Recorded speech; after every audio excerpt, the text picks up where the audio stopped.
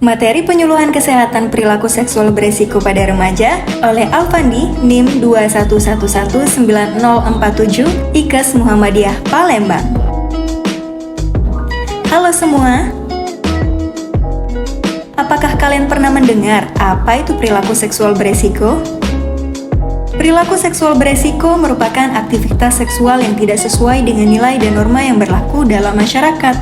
Remaja yang melakukan perilaku seks pranikah akibat rangsangan dari gambar atau video porno dan melalui pergaulan dari teman yang menceritakan pengalaman seksualnya. Lalu, bagaimana bentuk perilaku dari seksual beresiko? Yang pertama adalah kissing.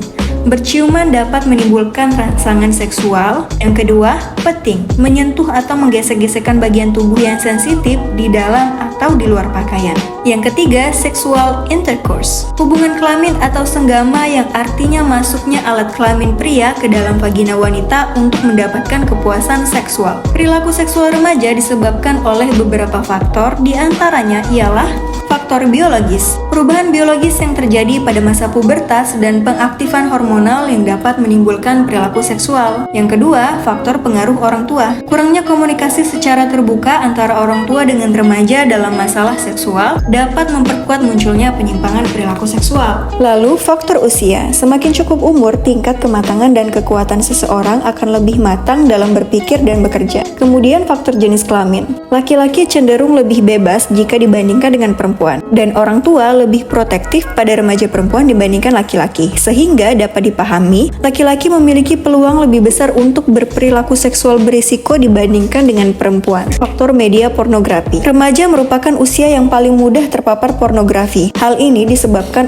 karena remaja berada pada tahapan di mana dia mulai mencari-cari tahu karena rasa keingintahuannya yang sangat tinggi. Yang terakhir, faktor pengaruh teman sebaya. Pengaruh teman sebaya membuat remaja mempunyai kecenderungan untuk memakai norma teman sebaya dibandingkan norma sosial yang ada. Kemudian, apa saja sih dampak negatif yang ditimbulkan dari perilaku seksual beresiko? Yang pertama adalah menciptakan kenangan buruk. Jika seseorang yang pernah melakukan hubungan seksual beresiko akan merasa bersalah, keluarga juga akan menanggung malu dari perbuatannya sehingga akan menimbulkan pikiran yang buruk atau stres.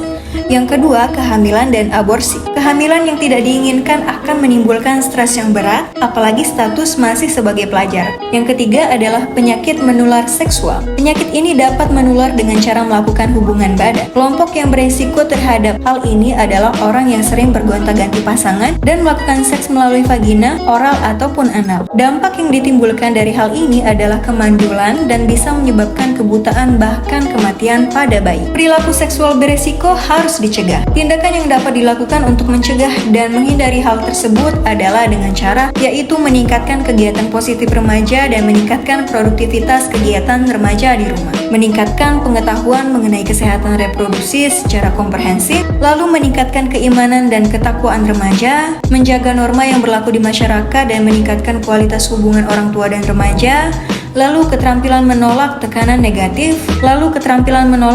negatif dari teman dan tindakan seks pranikah dapat muncul akibat dari pelecehan seksual. Berikut tips menghindari pelecehan seksual. Keberanian diri, yaitu berani untuk menolak dan berani untuk melapor. Berpakaianlah yang sopan dan santun, lalu kenali dan jaga organ intim, alat reproduksi dengan baik, pahami ajaran agama yang baik, jalin komunikasi dengan orang tua dan guru. Yuk, cegah diri kita dari perilaku seksual beresiko.